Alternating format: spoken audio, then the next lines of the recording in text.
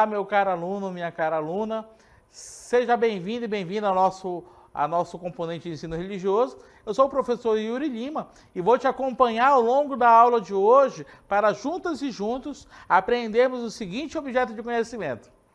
Queremos olhar com muito carinho para a dimensão das místicas e espiritualidade e nós vamos nos debruçar sobre as grandes correntes espirituais da nossa atualidade. Então, quero te pedir para você ter muita atenção nesse momento. Pega seu caderno, sua caneta, seu lápis, anota com muita atenção, com muito carinho, cada ponto, porque com certeza eles vão ser muito importantes para nossas atividades posteriores.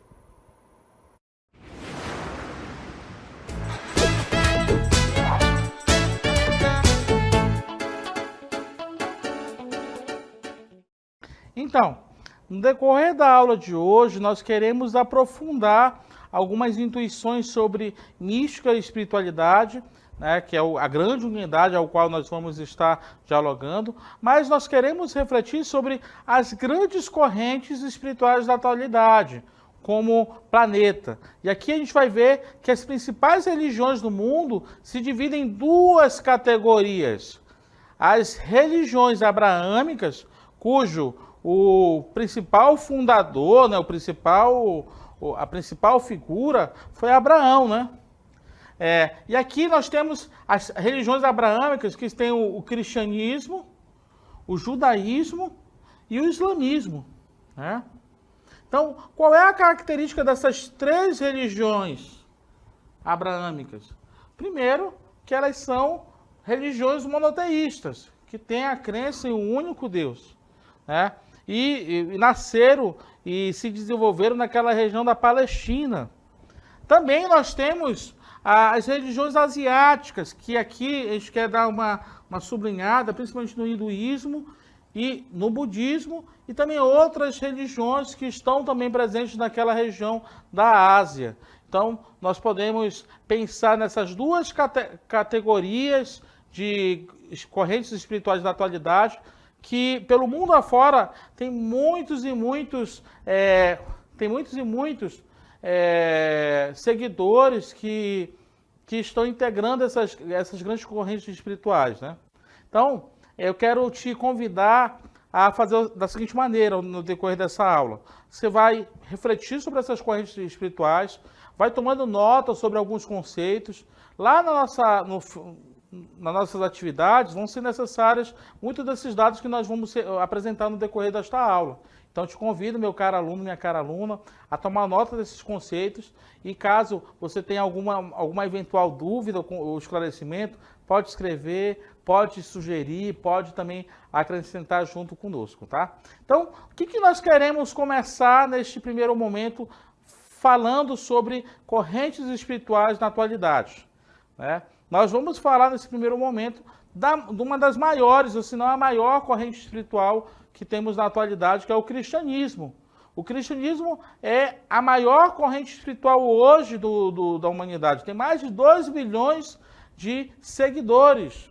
Também nós queremos frisar e só citar que também tem a corrente de espiritualidade contemporânea, que são outras espiritualidades de outras correntes que estão presentes em vários pontos do mundo, né? Que não vem ao caso nesta aula de hoje. Quando a gente fala sobre espiritualidade cristã, nós queremos entender que além de ela ser uma espiritualidade que arregimenta mais de 2 bilhões de seguidores, ela não é um bloco monolítico, né? Uniforme, que todo mundo é igual. Não. Quando a gente para pensar em cristianismo, nós temos que pensar que o cristianismo ele tem várias correntes, né? Em muitas comunidades aqui da Amazônia, por exemplo, nós temos muito presente a Igreja Católica Romana, né? Apostólica Romana, né? Nós também temos as comunidades evangélicas, que também têm um jeito de exercitar, têm um jeito de entender, de compreender o cristianismo. Nós temos também as famílias das igrejas ortodoxas, que são, tem igrejas ortodoxas no Oriente que são ligadas a Roma e igrejas que são autocéfalas, ou seja, são igrejas que têm autonomia própria em relação à sua organização e a sua a seu modus operandi eclesiástico, ou seja, o seu jeito de se organizar como igreja.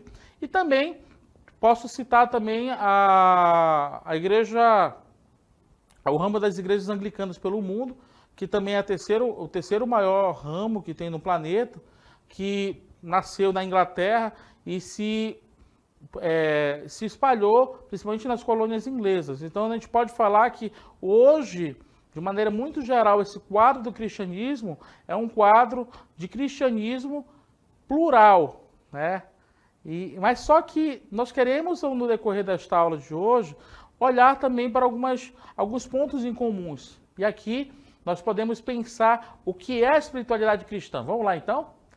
A espiritualidade cristã, ela não é simplesmente para a vida interior, para a pessoa interior, mas ela é uma espiritualidade que é tanto para o corpo, né, quanto para a alma. Ela é direcionada para a implementação de ambos os mandamentos de Cristo, que é amar a Deus e amar o próximo. Então, no cristianismo, nós podemos dizer que ninguém pode amar a Deus, né, sem, né, eu vou colocar aqui até um coraçãozinho, né, sem passar pelo amor do próximo, pelo amor dos irmãos, né? A verticalidade do amor a Deus tem que ser vivido também na horizontalidade do amor ao outro.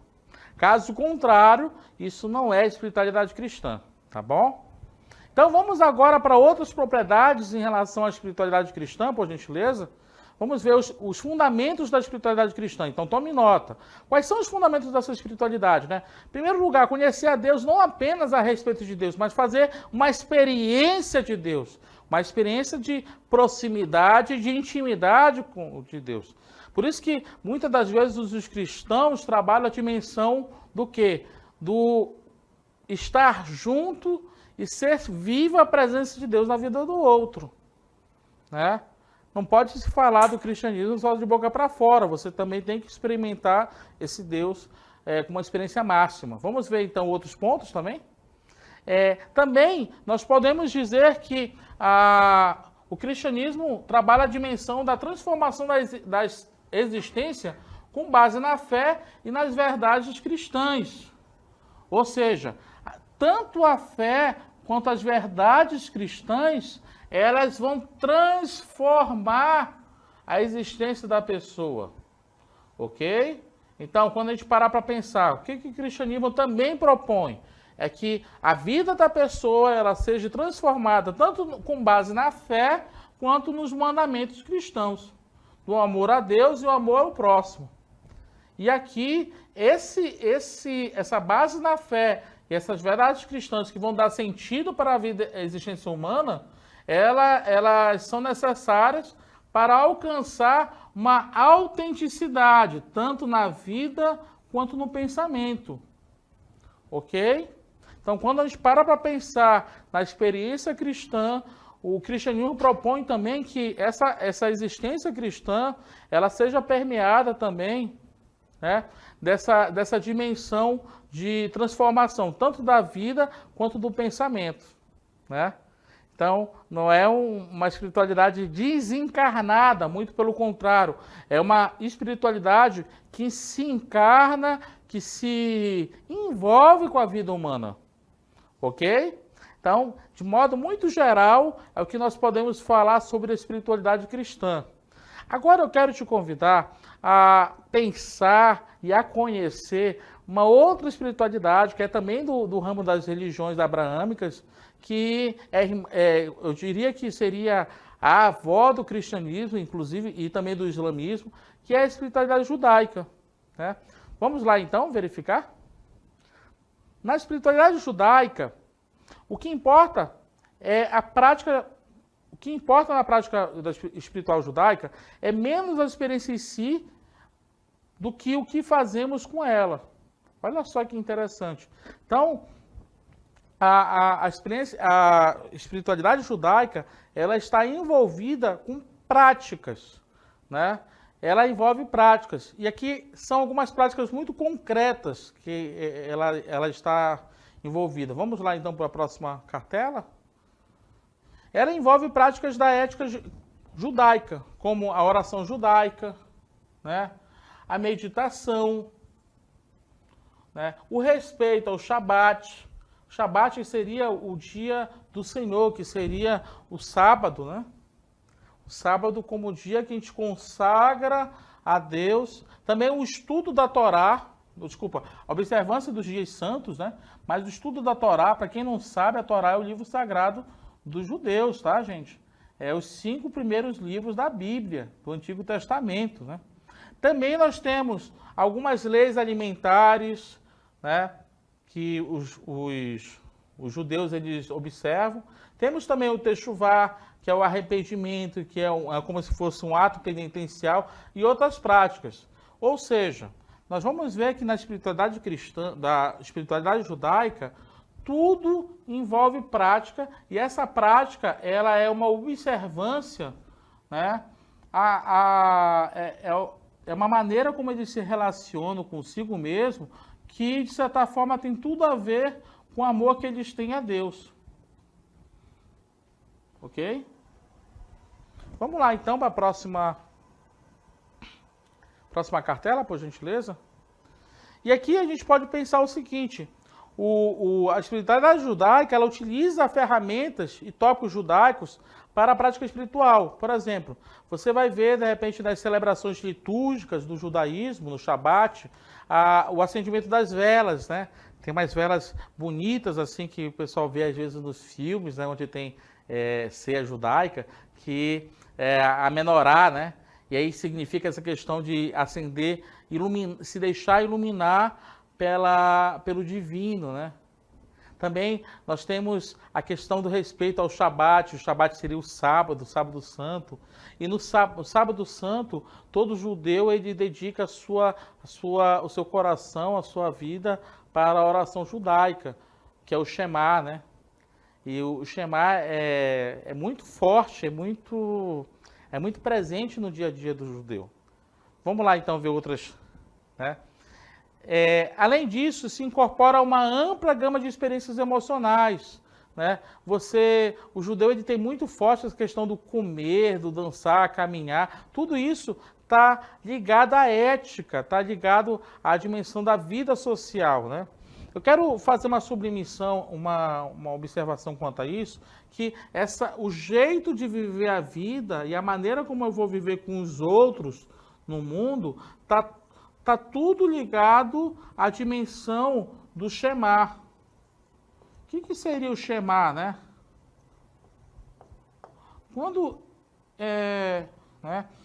o judeu, ele, no Shabat, no sábado santo, ele fala Shema Israel, Adonai Eloheinu, Adonai Echad, que significa escuta Israel, o Senhor é o nosso Deus, um é o nosso Deus. Ele está reconhecendo o senhorio de Deus na vida dele e que esse senhorio de Deus influencia do nascer ao pôr do sol, de quando ele acorda até quando ele vai dormir. As relações com as pessoas são parte do meu louvor, são parte daquilo que eu me coloco à disposição no serviço de Deus. Pelo menos na espiritualidade judaica é muito forte isso. E vocês vão ver uma coisa que é muito bonita. Isso vai influenciar também tanto o cristianismo quanto o islamismo, que é a nossa próxima corrente que a gente vai estudar agora. Aqui a gente vai ver nossos irmãos islâmicos que tem uma maneira de enxergar a vida e de exercitar sua espiritualidade muito bonita, né? O Islã, para começo de conversa, significa submissão a Deus. Então, na verdade, se a gente parar para pensar, Deus em árabe significa Alá. O pessoal, mas outro Deus não, é o mesmo Deus de Abraão, o mesmo Deus de Jesus, o mesmo Deus de Moisés. A história pelo menos a história sagrada do islamismo envolve também as correntes, tanto do judaísmo quanto do cristianismo. Eles reconhecem, por exemplo, Jesus como um grande profeta, para vocês terem uma ideia, né? Jesus foi um grande profeta que cumpriu e se submeteu à vontade de Alá, de Deus, né? Só que ele não foi o último profeta. Eles consideram, por exemplo, Abraão como o pai da fé, porque foi o primeiro profeta. Foi o primeiro que se submeteu à vontade de Deus, né? E depois a figura de José também, que foi uma outra figura para eles muito sagrada na história sagrada do islamismo, né? Só que eles consideram que o grande profeta, o último profeta, aquele que de fato veio selar essa dimensão da submissão a Deus, a Alá, foi Maomé, né? Vamos voltar então para a nossa... Aqui na cartela, tanto é que eu coloco uma coisa bem interessante. Para eles, né, o Abraão foi o primeiro submisso. E o que significa submisso? Muslim, do árabe, que significa muçulmano. Então, todo muçulmano é alguém que é submisso à vontade de Deus, né? E aí, Abraão teve outros seguidores dessa espiritualidade, como José, do Egito, né? Que também seguiu a vontade de Deus, segundo a espiritualidade islâmica, né? Agora a gente vai ver algumas bases dessa espiritualidade islâmica. Eu quero que você tome bastante atenção, tome nota dessas bases, que são bases muito práticas, né? Por exemplo, nós vamos ver que a espiritualidade islâmica é muito simples e acessível, né? Ela tem 5 pilares, 5 práticas que para eles é muito importante. Primeiro lugar, né? Allah Akbar, Deus é grande, Deus é único para eles, né? Crer que não há outro Deus senão o que enviou Maomé, né? Nós diríamos que o monoteísmo do islâmico é um monoteísmo absoluto. Só existe Deus de Maomé e ponto final, né? Tá? Então nós poderíamos falar dessa maneira, né? É um monoteísmo absoluto.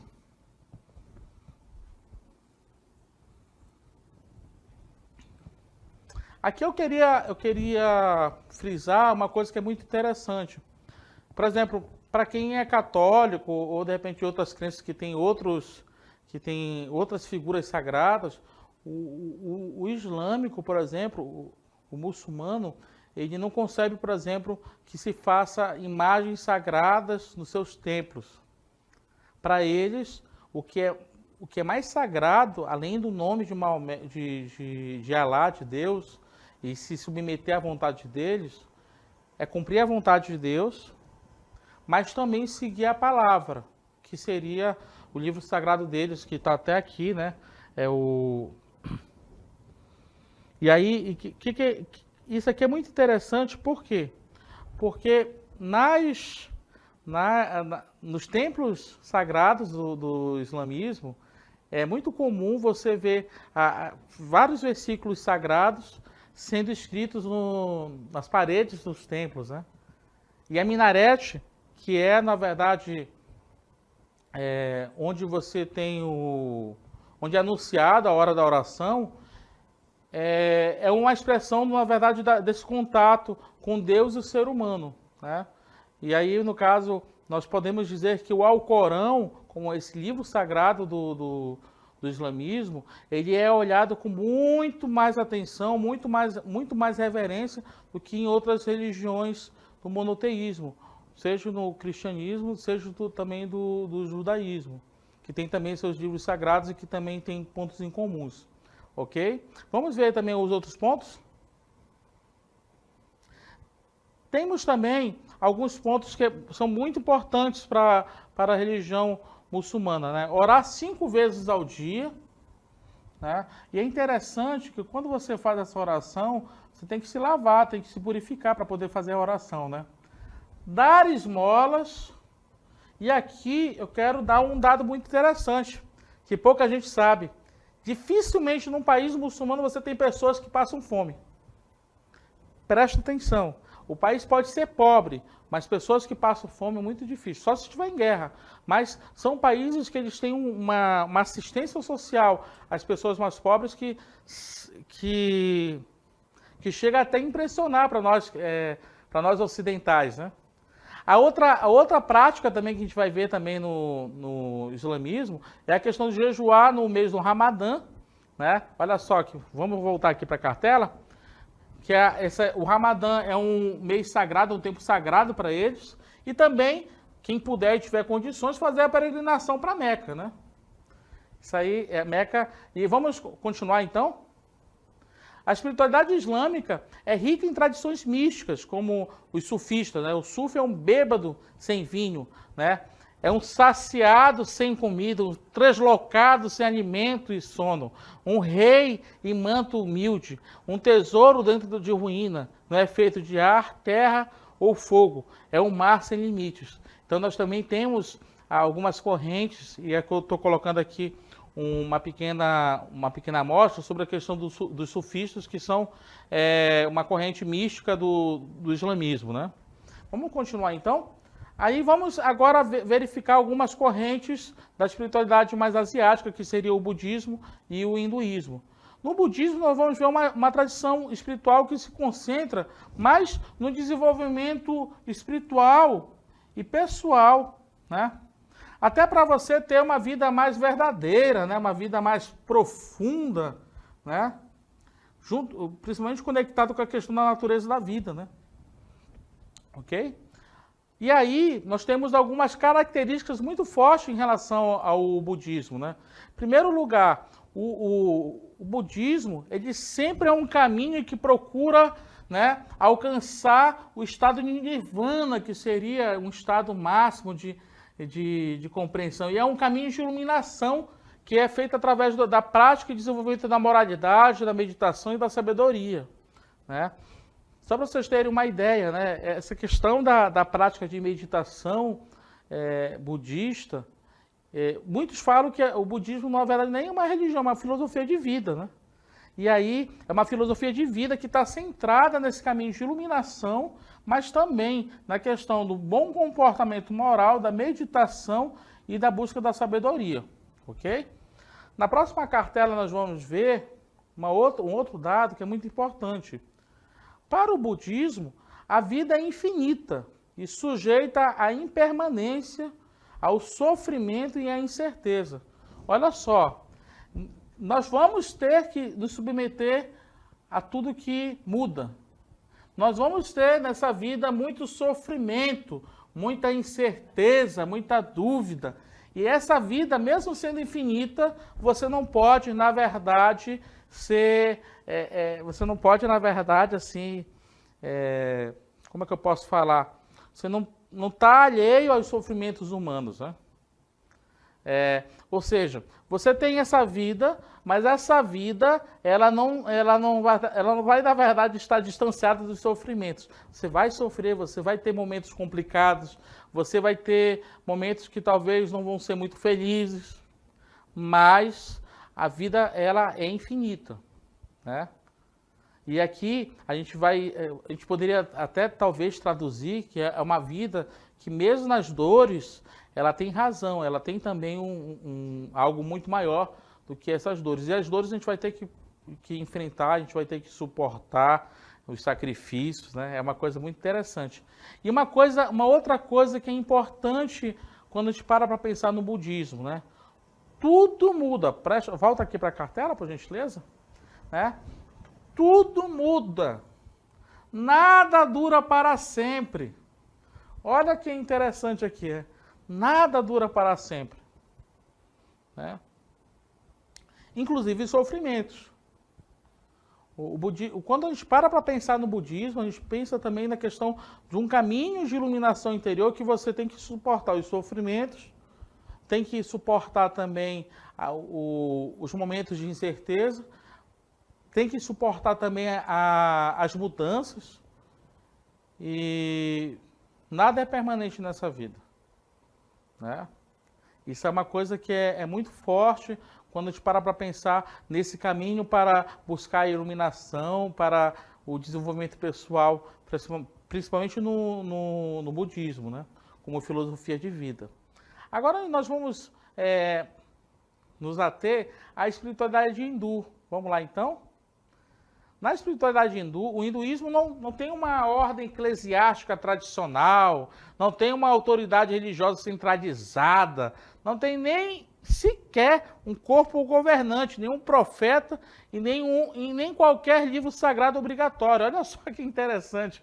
A gente poderia falar que a religião hindu ela é muito diferente de outras religiões, né? No sentido de administração eclesiástica, né? Não tem, olha só, não tem ordem eclesiástica, não tem autoridade religiosa, muito menos centralizada, não tem nenhum corpo de governante, não tem profeta e não tem livro sagrado obrigatório. Claro, tem os livros sagrados alternativos, mas não são obrigatórios.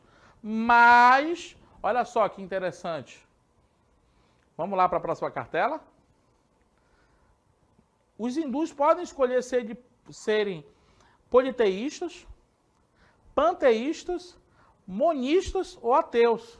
Ou seja, ele tem uma certa flexibilidade, né, nesse terreno da crença. Né? Ele pode ser politeísta, acreditar em vários deuses. Né? Ele pode acreditar em tudo. Como tudo é Deus, tudo, de certa forma, tem uma energia do universo, como pode ser um panteísta, né? Pode ser também alguém que acredita somente em um único Deus e ponto final, mas do jeito deles. Mas também, por incrível que pareça, tem um dado que é interessante. Existem hindus, correntes hindus que são ateus, eles não acreditam em Deus, mas acreditam na experiência individual de desenvolvimento. Então, é uma coisa que é interessante, que é comum à espiritualidade hindu, é que é uma experiência que é versada na individualidade, é uma experiência individual. Eu não preciso da comunidade, enquanto que o cristianismo, o judaísmo, né, o próprio islamismo tem a comunidade como um terreno necessário, um terreno fecundo para a sua experiência espiritual. No hinduísmo, a comunidade é dispensável. No hinduísmo, nós vamos ver uma experiência religiosa centrada no indivíduo, que vai fazer suas escolhas e vai ter o seu jeito de exercitar a sua espiritualidade. E aqui a gente vai ver outros pontos em relação ao hinduísmo. Por favor. Nós vamos ver na cartela anterior, por gentileza. Nós vamos ver que também, né, essa experiência vai ser uma jornada pessoal em direção ao Moksha. O que seria o Moksha? Seria a libertação final da alma. Né? Então, é uma jornada que cada pessoa tem para libertar a sua alma. Né? E aqui, um outro ponto que é muito interessante em relação ao hinduísmo, vamos passar, por gentileza, é que a experiência da espiritualidade hindu, ela trabalha a dimensão da consciência de si mesmo, mas também da natureza da realidade. Então, a minha consciência ela não está desconectada com a realidade, muito pelo contrário, eu estou conectado, eu estou linkado, eu estou, de certa forma, em comunhão com a natureza da minha realidade que eu vivo. E também, quando eu tenho essa consciência de mim mesmo e da natureza da minha realidade, eu tenho condições, né? Eu tenho, na verdade, uma maneira para viver finalmente as verdades superiores. Meu caro aluno, minha cara aluna, quero te convidar então a entender que ao longo desta aula nós conversamos sobre as grandes correntes da espiritualidade na atualidade, né? Principalmente assim, pegando as correntes das religiões abraâmicas, a gente passeou um pouco no cristianismo, judaísmo, o próprio islamismo. Depois nós fomos para algumas religiões asiáticas, como o budismo e o hinduísmo. E aí eu quero te presentear com uma pequena reflexão do C.S. Lewis, tá? Presta atenção nessa reflexão, por gentileza. A saúde espiritual do indivíduo é exatamente proporcional ao seu amor por Deus. Presta atenção. A saúde espiritual do indivíduo é exatamente proporcional ao seu amor por Deus. E aqui eu quero te convidar, então, para que você tome nota desses ensinamentos, dessas várias espiritualidades, e que isso possa te enriquecer, possa te ajudar a entender que essa diversidade de correntes religiosas, elas estão embasadas, elas estão realmente aportadas, principalmente melhor ao ser humano. E nós queremos, como componente de ensino religioso, entender que nós precisamos fazer um mundo novo, um mundo melhor, não somente para mim, para você, para cada um de nós, como uma nova humanidade. E por isso tudo nós precisamos exercitar uma sagrada tolerância religiosa, principalmente com quem pensa diferente de mim, tá bom? Então, nesse momento, então, muito obrigado a você, um grande abraço e vamos que vamos.